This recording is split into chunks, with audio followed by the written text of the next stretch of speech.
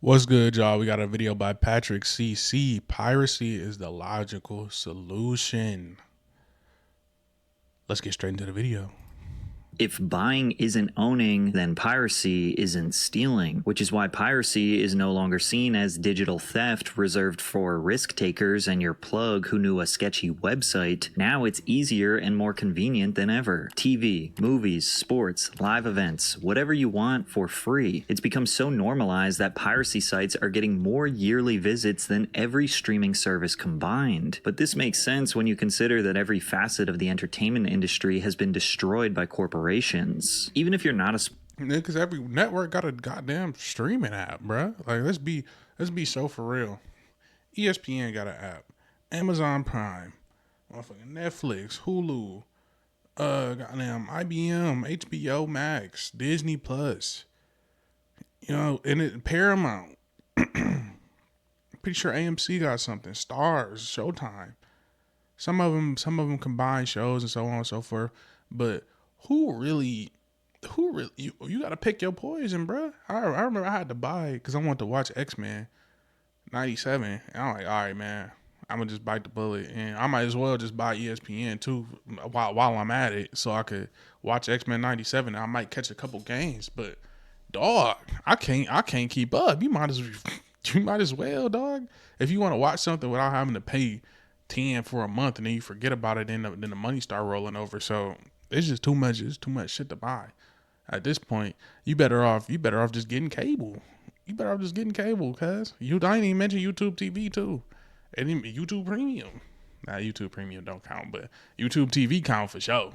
sports fan, you will relate to this struggle because you need to see how insanely difficult it is just to watch a basketball game. I live in Oklahoma City and I really wanted to follow the Thunder and the entire Western Conference a couple years ago, so I bought NBA League Pass for $110 for the season. Silly me for thinking that one streaming service would have every game. League Pass only lets you watch games that are out of market, which meant I couldn't actually watch the Thunder games because I live in Oklahoma City and those rights belong to the FanDuel Sports Network. And if the game was nationally televised, that was exclusively broadcast on ESPN or TNT, which meant I needed a cable package or another app like Hulu Live or Sling just to catch the games literally happening in my city. As of right now, if you want to guarantee that you will be able to watch all of the NBA games in the US when they are actually happening live, you need to have ESPN, which requires you to have Hulu plus Live TV or YouTube TV or Sling Orange TV or with an upgraded cable package. Then you need Peacock, which is $11 per month. Then you need Prime Video, which is $9 per month, and ABC, which would come with your basic local cable subscription. The cheapest way to guarantee every game would be $66 in subscriptions and whatever your basic cable costs these days, which is on average about $25. So roughly $91 per month just to watch basketball.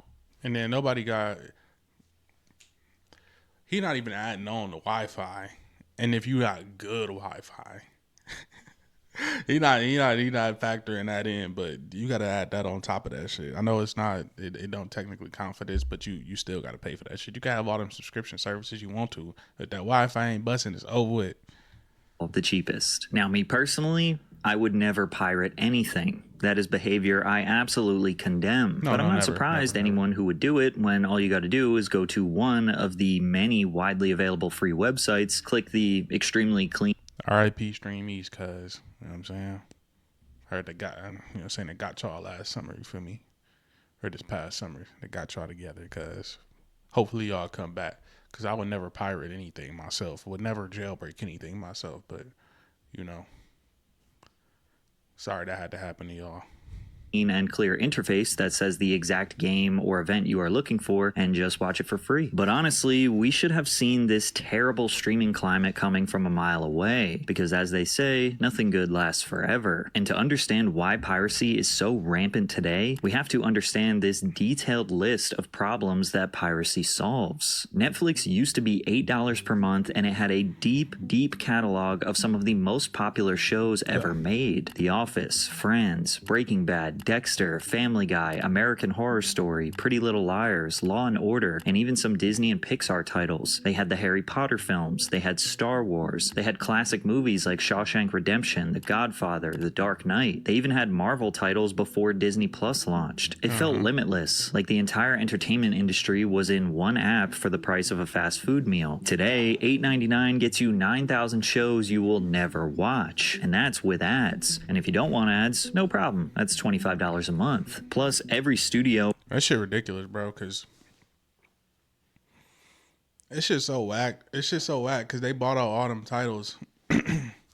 They bought out all them titles and they got nothing but because they pushing all their Netflix originals and all these new series. And I'm not saying some of them bad. I enjoy some of the original series on there, but it's unless you hear a word of mouth, or word of mouth from somebody else, how can you just go into any of these shows and waste your time, bro? Because I don't have a lot of time to be sitting up trying to see or figure out whether a show is good or not. So sometimes if I hear from somebody a show good, that's most of the time how I've been finding my shows lately, talking to other people, because it's just a plethora of shows. I find myself cutting on Netflix, scrolling for a little bit, and then just being like, bro, I scrolled, even though I know this movie dinner front to back, I scrolled through Netflix for a good little minute and then found myself watching Varsity Blues. Knowing Varsity Blues air all out of it used to air all the time when I was a kid on public TV. But I just watched Varsity Blues because I was like, man, you know what? I know this shit gonna be good. I know I can laugh at it, so I'm just gonna watch this. With a morsel of valuable IP, decided to make their own app. So instead of one library, you get 10 half libraries, each charging you separately. HBO Max, $21 a month. Hulu and Disney Plus, $19 a month. Peacock, $17. Apple TV Plus, Paramount Plus, Discovery Plus, Stars Play, BritBox, and niche ones like Shudder, Crunchyroll, Acorn TV all jumped into the fight, each charging $4 to $20 a month. I sometimes have this thought like, man, I wish I could just pay one price for all of the streaming services grouped together. And that was cable, my nigga. Well, you ain't a nigga, but you get what I mean. That was cable, my boy. That was cable, gang.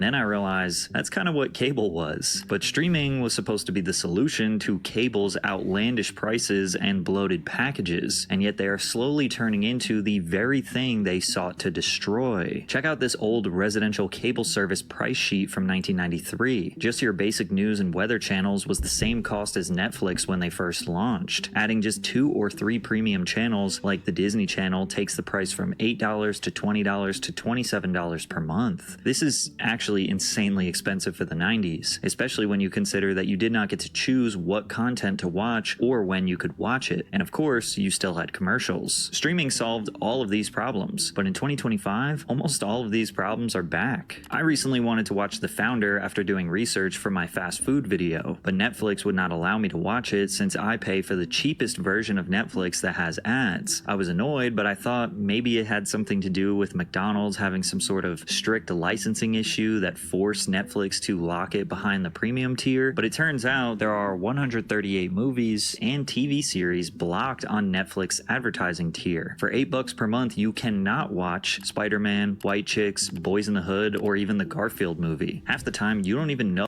Bro, I didn't even know this shit. I didn't know that they was hiding it because I got Netflix with ads now. And that shit is but it kind of is what it is when you're watching TV. When you grew up watching TV like I did, it's whatever. It kind of is what it is, bro. Because commercials come on, but they ain't too long. You know what I'm saying? But how the fuck is you?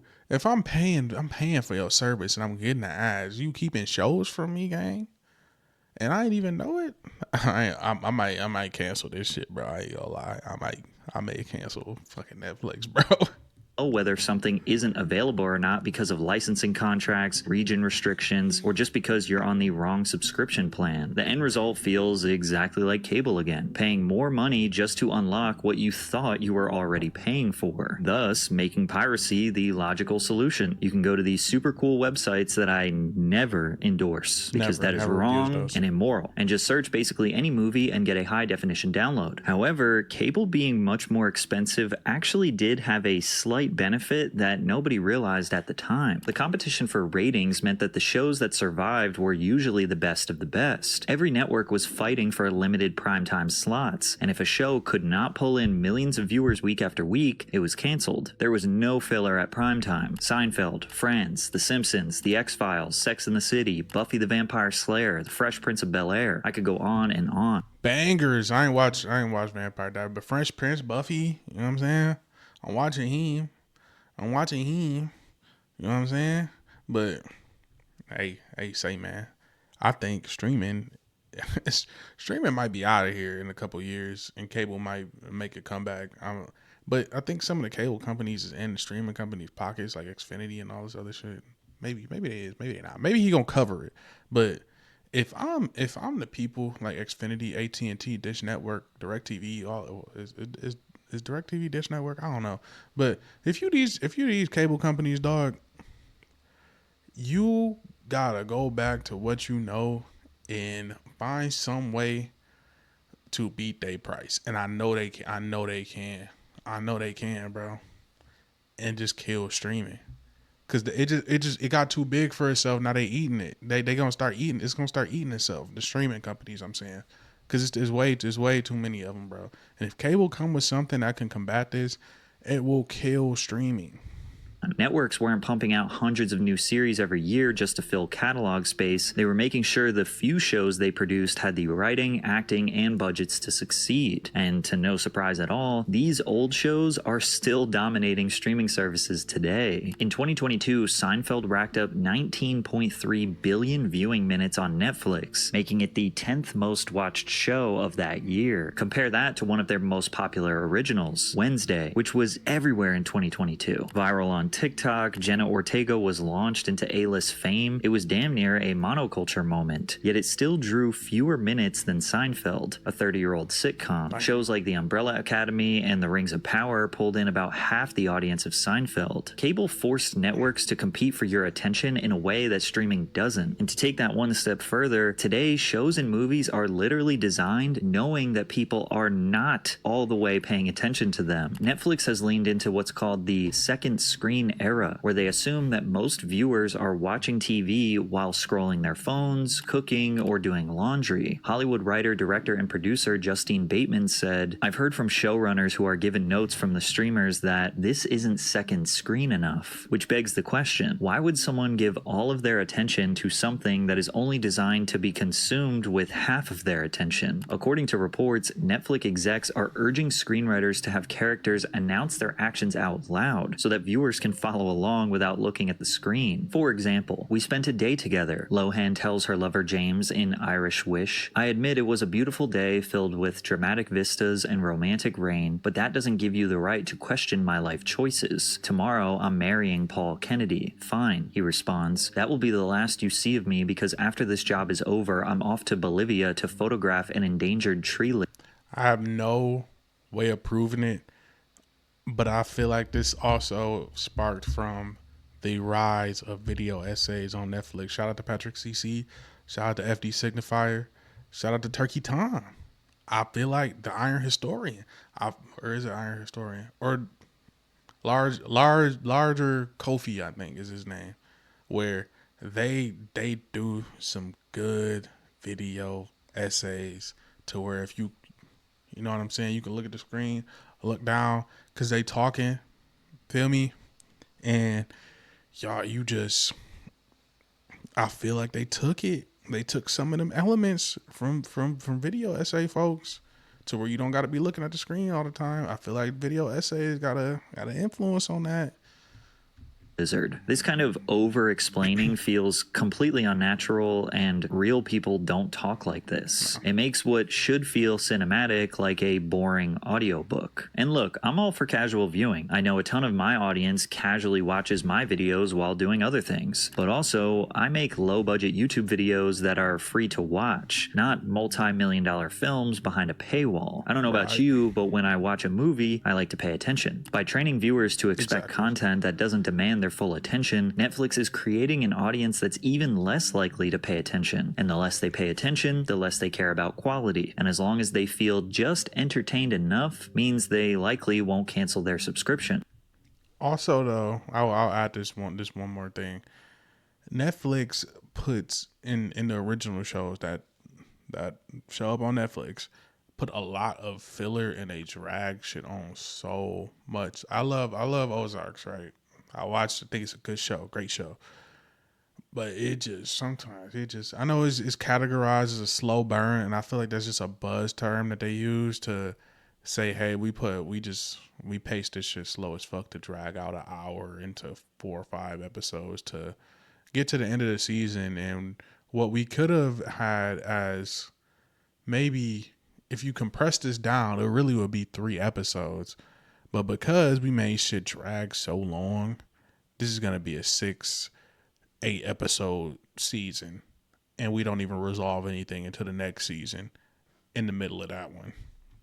It's almost like they are conditioning the perfect audience who will barely pay attention to their content or their credit card bill so they can increase prices while lowering the quality for an audience who doesn't even notice. In the cable era, a show needed to be excellent to survive. Well, not forever actually. This started to die in the 2000s. Once cable became the dominant form of television in America, the few companies at the top could now take advantage of their market dominance. Cable prices climbed 40% in just 6 years, jumping from about $34 in 2000 to $47 in 2006. Meanwhile, inflation only rose 14.3% in that same period. Cable companies such as Comcast, Spectrum, Dish, DirecTV, and Cox started bundling networks into giant packages with hundreds, sometimes thousands of channels. If you wanted to watch ESPN, you were forced to also buy Lifetime, QVC, the Golf Channel, MTV3, and whatever else they decided to shove into the bundle. You weren't allowed to just pick the 5 or 6 channels that you actually watched. And now, streaming companies are doing a similar tactic. They flood their platforms with new shows and movies you will never watch because adding volume creates the illusion of value, justifying their increasing price. Netflix alone released 589 new Netflix originals in 2024, just slightly over its 2023 total of 568. There can't possibly be nearly 600 new shows and movies worth watching every year.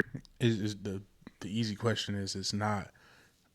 And the more he tells me about what these cable companies did, which you had to buy a bunch of bullshit channels to get the channels you actually wanted, if they made it to where it was a price beater to having 3 streaming services, because I think on average I have no numbers.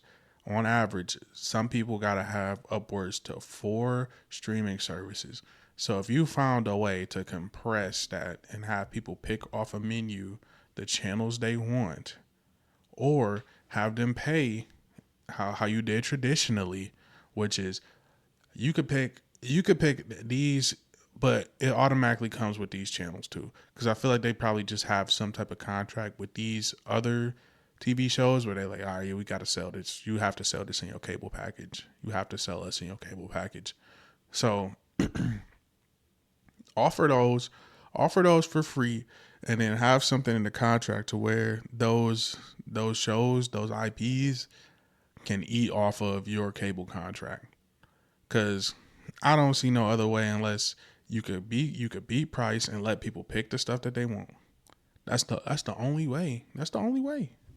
But it's all part of the bigger plan. Every year, Netflix originals slowly take up more of their catalog, and then they license less. In 2022, over 50% of their catalog was originals. Now, some of these originals are good. Ozark, Queen's Gambit, Beef are just a few off the top of my head, but the rest are mostly filler. They are watering down their product to save money instead of purchasing valuable shows, because licensing the movies and TV shows you actually want to watch cost a fortune. In 2019, Netflix lost both Friends and The Office, 2 classic, reliable sitcoms that were some of the most watched shows on their platform, after Warner Media and NBC pulled the rights for their own services. To fill that gap, Netflix struck a massive deal to acquire Seinfeld, reportedly paying over $500 million for global streaming rights, and that's only for 5 years. So they would have to spend another fortune to keep the show. And this is the cycle we're stuck in now. Streamers don't want to pay billions to keep the classics that people actually want to watch, so they crank out out repetitive, boring, low-budget originals that are literally designed for you to halfway pay attention to. Then they slowly raise the monthly price because look at all this new, fresh, original content we're giving you. And users have been conditioned to only watch casually anyways, so they barely notice the dip in quality. Plus, Here's the meta that they use that I've seen. Couple sports docs here and there. Couple family dramas here and there, or a dark family drama, or a thriller, or a mystery. That's literally all of the Netflix originals. Or and then sprinkle in a couple period pieces here and there, and then some murder docs. That's the whole meta. Oh, and I forgot cop and medical dramas. Throw those in there too. That's all of them. That's all of them. If you want to get really spicy, crime dramas, which I think Netflix did a good job of. A show they did I recently watched front to back again was Animal Kingdom, which used to air on TNT. So it's not even really a Netflix original, but they got that show, which I feel like was a good look for Netflix. If you ain't watched it, watch Animal Kingdom. That shit is a good crime family drama. Shameless plug. I gain nothing from it. But if you got a Netflix subscription and you're looking for something to watch, man, listen to your boy. But I'm gonna get back to the video, man. I'm yapping.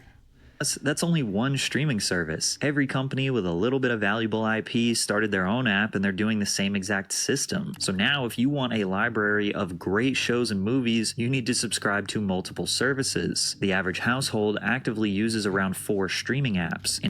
What did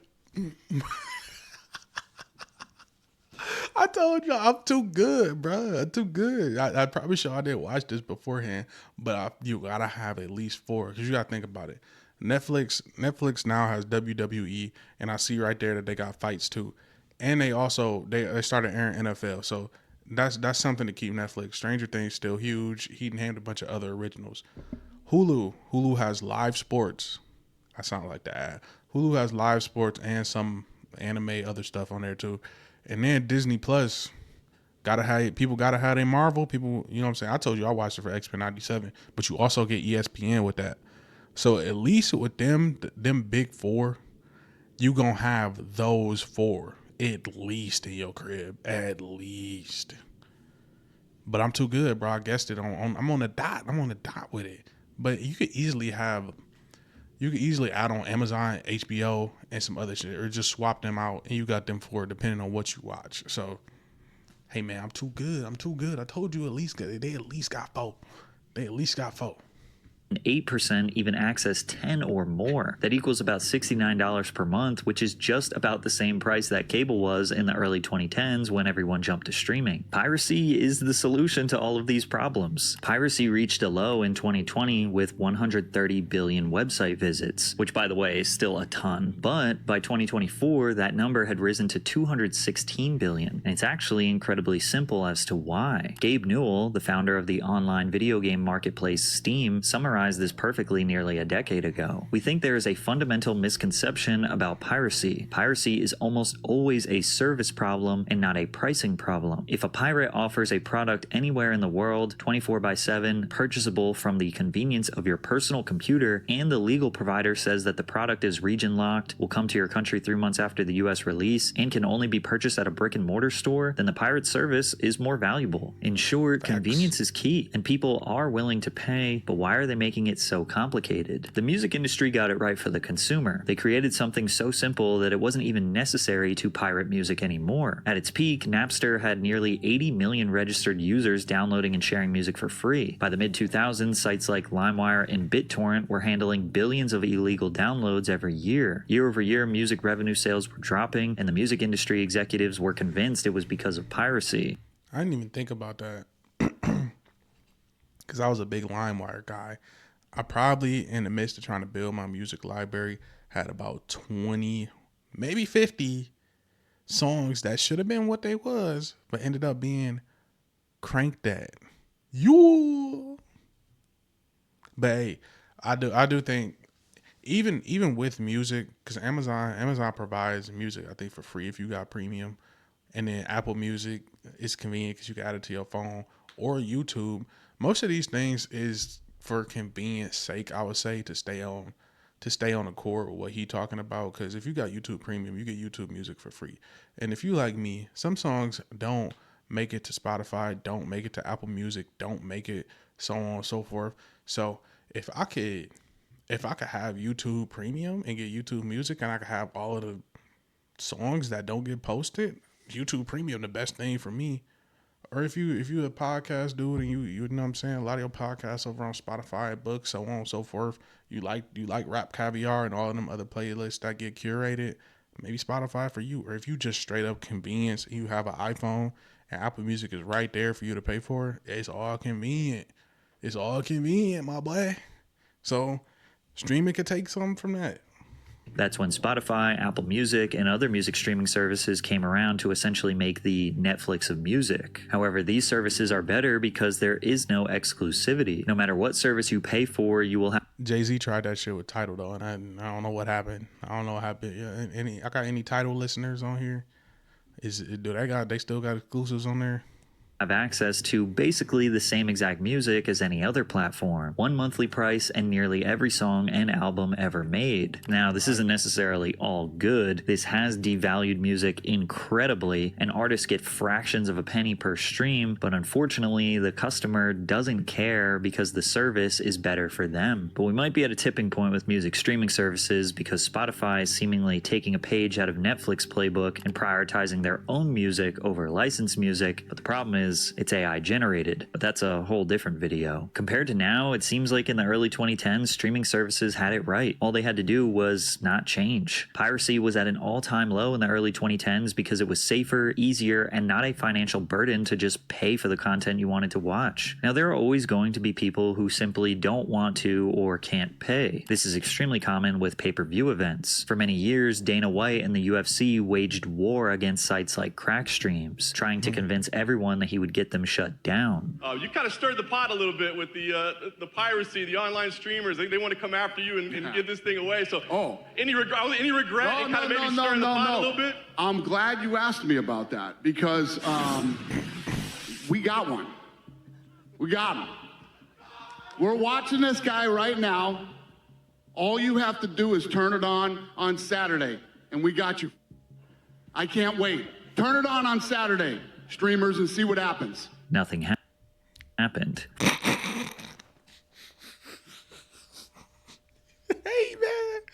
Hey man, shout out to crack streams, shout out to meth streams, cuz. Hey man, keep doing your thing, G. You know what I'm saying? Dana White pressed you, but ain't nothing come of it. All bark, no bite.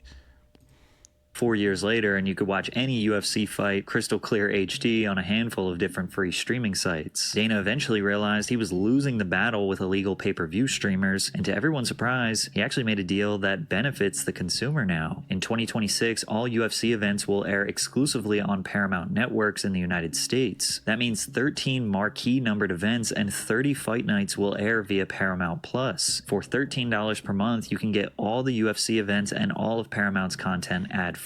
This is actually a monumental shift. For the first time ever, fans will have access to the fights at the lowest cost in history. But it's not all positive. Some suspect that this is the beginning of the UFC resorting to basically all the exact issues I have already raised with streaming services. Once the UFC moves fully to a streaming platform, they've got your money locked in, whether the card is stacked with superstars or filled with nobodies. That pressure to deliver massive must-see events disappears overnight. And honestly, that's already been happening in the past couple years. The storytelling is basically non-existent, cards are bloated with fighters nobody cares about, their upcoming talent pool is getting less impressive and exciting, but now the cost of 13 marquee events is roughly the same price as one pay-per-view. So as long as you get one good card per year, it's technically worth the subscription. They quite literally just cheapened their product, so we should expect the quality to decrease even more. Also, fighters have traditionally been paid based on pay-per-view points, meaning if the card sold well, they they got paid well. Once that model disappears, the UFC has to raise base pay for their top stars just to keep them happy. That makes those stars more expensive to book, so to save money, the UFC will inevitably have them fight less. Fewer high-profile matchups, more watered-down fight nights, and a whole lot of filler. Fans will pay less, but they also will get less. All of these companies across the entire entertainment industry, besides music, kinda, have overcomplicated their model of delivering content to customers for the sole purpose of squeezing every last dollar out of the end user. I believe most people are good people, and I don't think anyone expects to get quality entertainment for free. We were in a good sweet spot in the 2010s, but greed ruined it. Now the costs are higher, the content is worse, and the convenience is gone. I've canceled nearly all of my subscriptions or reduced to just the ad tier because I just don't watch as much. And I know I'm not alone. When the system no longer respects the consumer finds another way. That's why piracy doesn't feel like stealing anymore. It feels like the logical solution.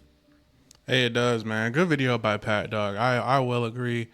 I, at one point, had, or, I'm sharing, because Netflix got real shady when they started making the tiers. If you're on the first tier, you can't share your account with nobody because they say you're not in the household. So I'm like, even if I'm paying for it, I can't even share it with somebody I know. And then you got ESPN, where you got Disney Plus, you gotta have ESPN. If you go on Hulu, you then gotta have you get all three in one. Obviously, that's why I say you always get to four, because one of them is packaged up. So I at one point had Netflix, HBO Max, Disney Plus, and Hulu. I have one of those, and it's just Netflix. It's just Netflix. I don't know why. I feel like because I had it the longest, I just kept Netflix just because. And it is some stuff I still watch on there if I'm casually viewing something. But other than that, dog, I'm not gonna tell y'all what I use. But I ain't on those sites. I'm using something totally different to watch what I want to watch. But without further ado, man, good video by Pat. Let me know y'all thoughts in the comments. If you want to see more reactions like this, make sure you like and subscribe. I see the subs coming in. I see we got to get them likes up, though. You feel me? I see the subs starting to come in. I appreciate y'all. But without further ado, man, I'm going to get us up out of here. Cool.